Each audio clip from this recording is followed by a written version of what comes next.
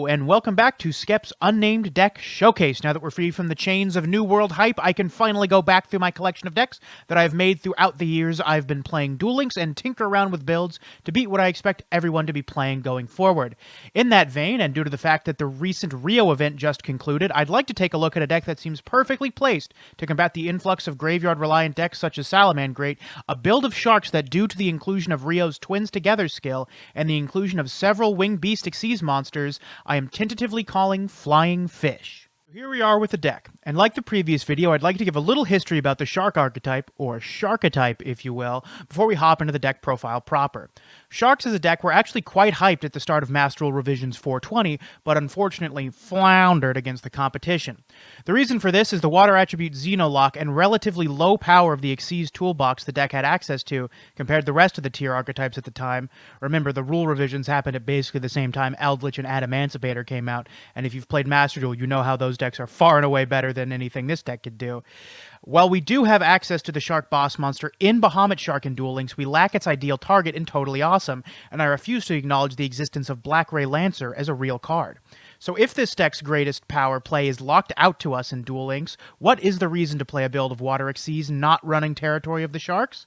Well, let's take a closer look at what we're playing, and I think I'll show you. First I'm going to be speaking about is Buzzsaw Shark. Buzzsaw Shark is your primary starter, and your secondary starter in Bea Tuneful Princess gets you access to Buzzsaw Shark, so I'll speak about them sort of together.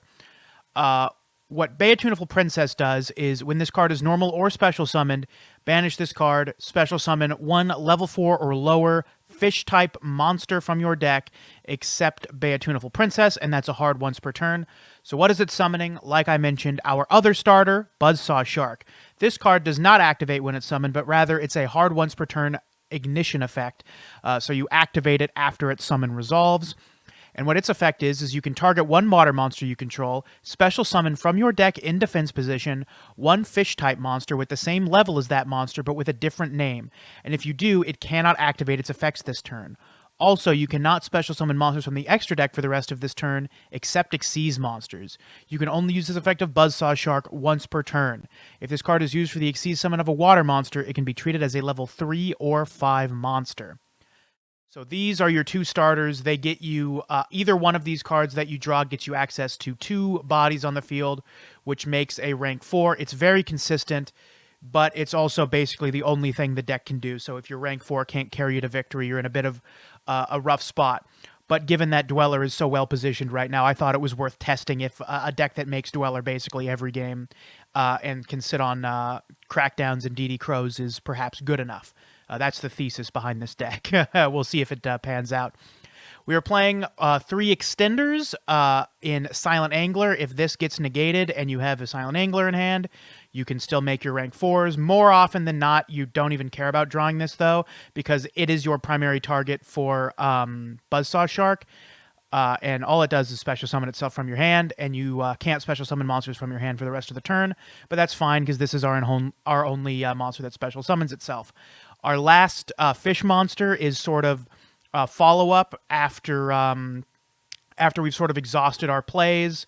We can draw into this later in the game, which is why we're playing 1. I thought about doing 2 and 2, but you don't want to draw this going first. You kind of want to draw this going first. So it just makes the most sense to be playing 3 and 1. You could cut the Monster Reborn for Double Fin Shark, but Monster Reborn reviving Buzzsaw Shark doesn't lock you into water monsters. Normal summoning Double Fin does.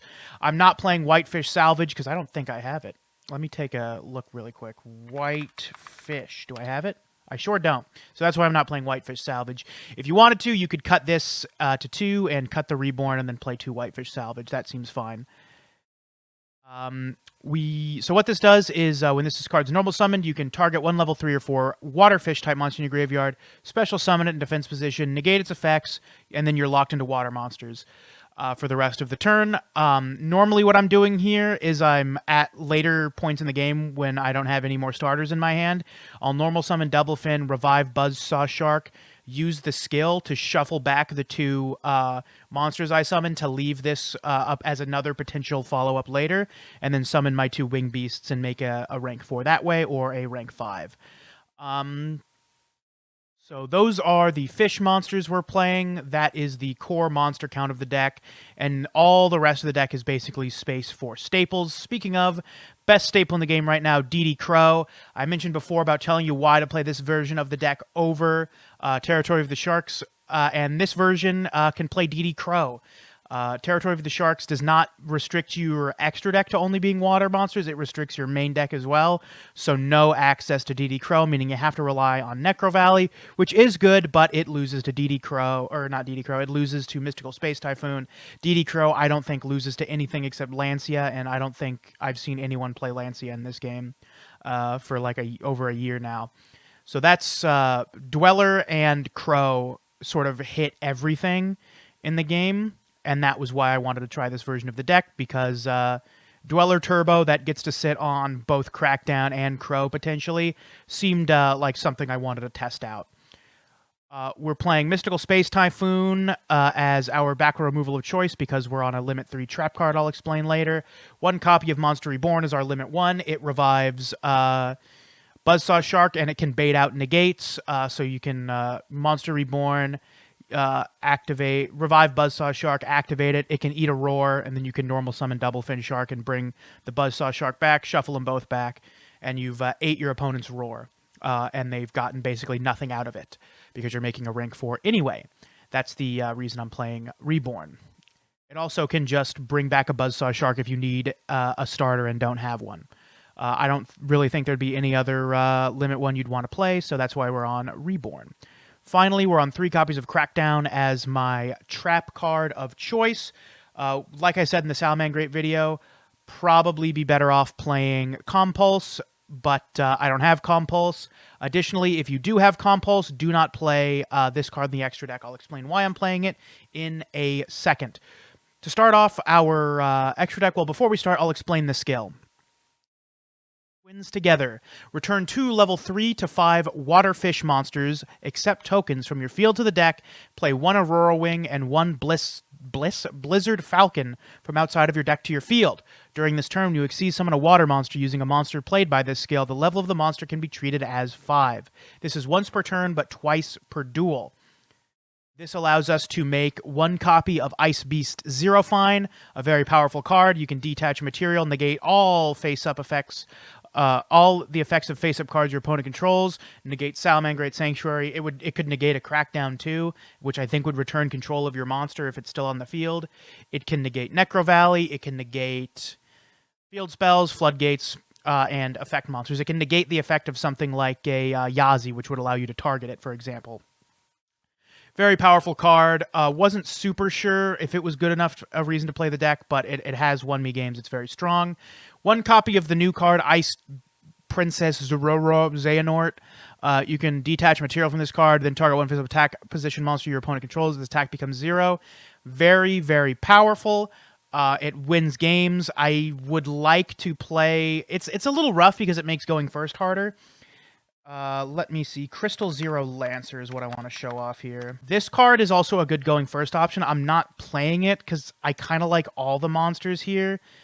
I could cut the Pentastag, but I'll explain why I'm playing it. Because you can make something 0 and then summon this, which protects itself from destruction twice and gains 1,000 attack. This might win games on its own if you can overlay Crystal Zero on top of this. I probably should have been playing it, to tell you the truth, but... the extra deck space seems tight. I'm playing 2 Dweller. We'll move on to that because sometimes in games where you don't win off the first one, making the second one really cinches your victory. Again, the whole thesis of this deck is I don't want my opponent fucking with the graveyard. As many ways to keep them off of that as possible. 2 copies of Abyss Dweller means they're locked out of graveyard effects for 2 of their turns and 2 of my turns. Or in the case of monsters that don't have quick effects, 4 of their turns, which is a long time. 1 copy of your first turn play if you don't think your opponent is on a graveyard-reliant deck. I'd like to play 2 copies of this, but space is real tight. What this card does is it detaches an Xyz material from this card when a monster declares an attack, reduces the opponent's monster's attack, all their monsters, by 1,000 points.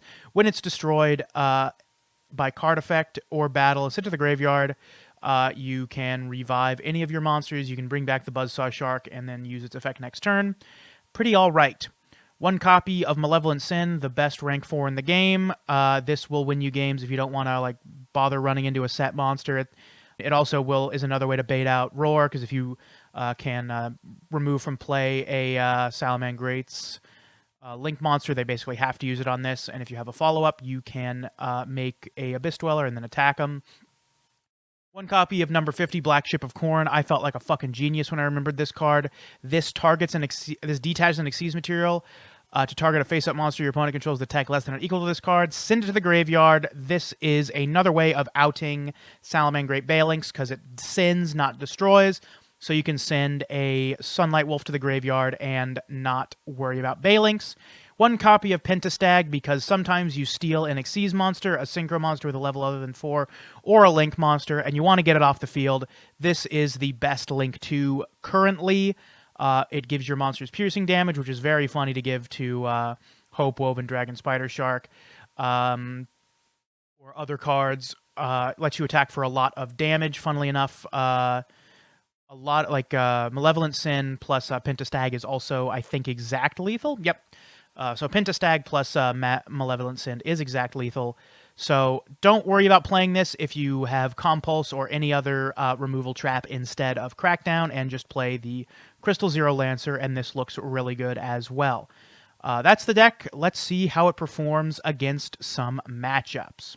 Okay, so first match up on the list here is going to be a quick and dirty one against Rose Dragons, just to show off the 1-card starter of the deck.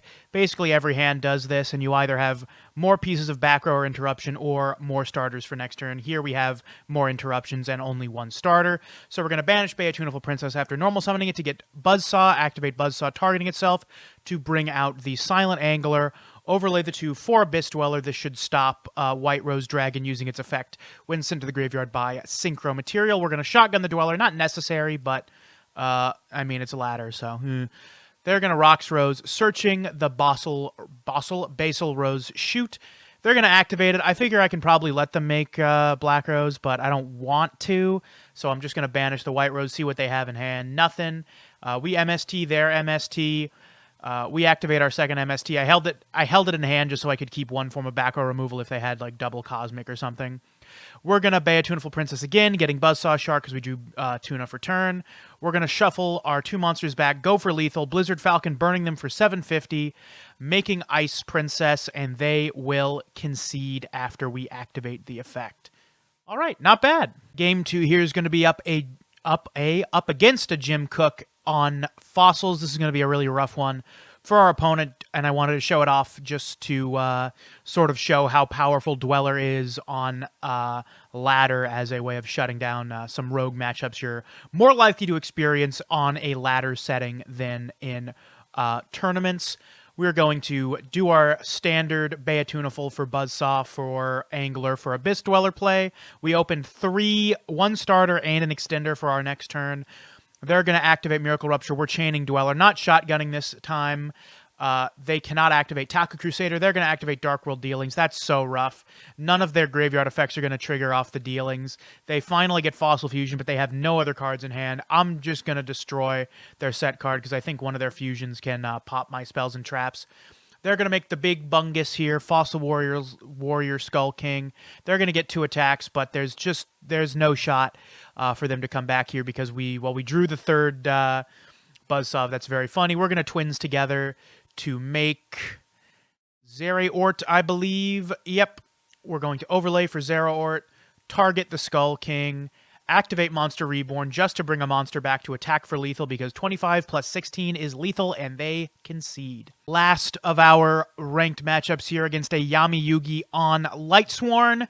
Wanted to show this game off because it's another matchup where Dweller really shines. And there's not really a whole lot of point in showing this deck off against decks that Dweller's dead against. You'll either just make another rank 4 instead, or you'll eat shit. But Dweller luckily hits a lot of decks you'll find on ladder. We're going to Tuna for a Buzzsaw. We're going to Buzzsaw for an Angler. We are going to overlay for Abyss Dweller, not trying to give them any graveyard effects on their turn. We're going to attack into the Lila, I believe. And we're going to set a Crackdown. We're not going to let them get an effect off. They have BLS in hand. Very funny. They're going to deal 200 damage, attack over our Dweller and our Lumina. We're going to Buzzsaw yet again, activate Twins together. We're going to make Hope-Woven Dragon Spider Shark, because I'm not trying to trigger their Destiny draw. We're going to reduce that to 2,000. They take 600. We've got DD Crow and 2 Silent Anglers, which means no matter what they have, we'll be able to make a rank 4. They're going to Lumina, targeting Lumina. We're going to banish it for DD Crow. They're going to send more cards to Graveyard. They don't hit anything, luckily. And we have exactly one more Dweller left to stop that Stego Cyber from activating. We're going to kill them for lethal 3,100 over their 2,900 life points, completely avoiding the Destiny draw threshold. Here is a match against friend of the show, Swamp, on Water Xyz. I just wanted to show this off as sort of a trial by fire of which of the bad Water Xyz decks are better. The one that can play DD Crow or the one that can play Dweller that pops your opponent's cards at quick speed. We're going to Tuna for Buzzsaw, and Angler for the one, the only Hope-Woven Dragon Spider Shark. I'm not worried about them detaching the Atlantean because I can Crow at Chainlink 2, preventing the heavy infantry from activating in the first place. I'll show that off here. They're going to make Dweller. They're going to activate Dweller. I can chain Crow. This would activate on a new chain, so because it's not in the graveyard, it doesn't get a chance to resolve. They pass.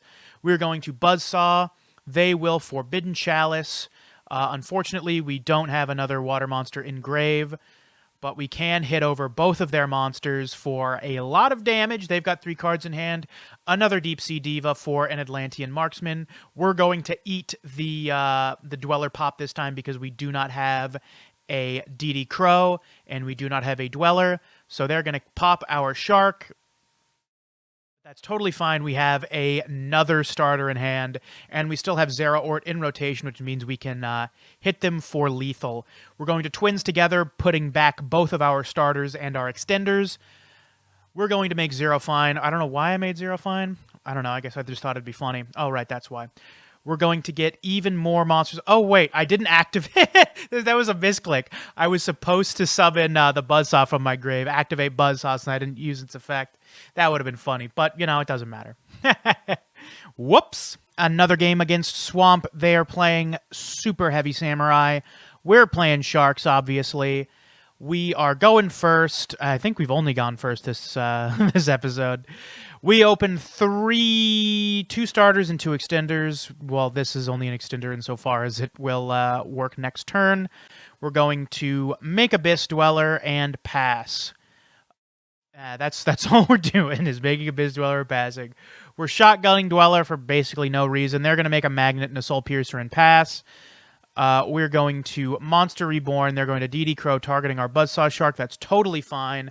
We have the Crow. We basically use that just to get any Crows out of their hand. We are going to Buzzsaw for Angler. Make Abyss Dweller just to get more attack points. And we want to hit over that for 1,800 and then attack for 27. That's why I made 2 Dwellers. Also, if we detach the material on one of them, we're still getting a 500-point boost on our monsters. So that's what I wanted to do. So they're going to do the standard super heavy combo, making another body on field. I activate Dweller now, so they can't get Soul Piercer's effect once into the graveyard.